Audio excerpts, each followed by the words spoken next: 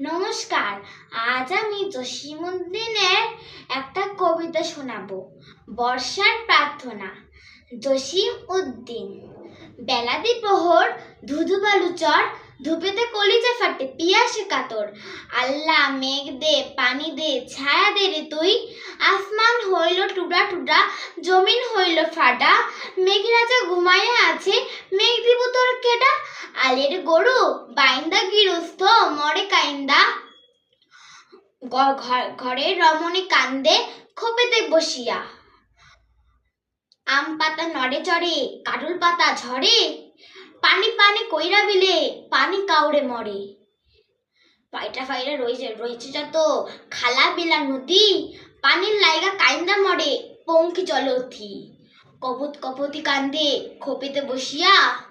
শুকনা ফুলের কুড়ি ঝরে ঝরিয়া ঝরিয়া। নমস্কার।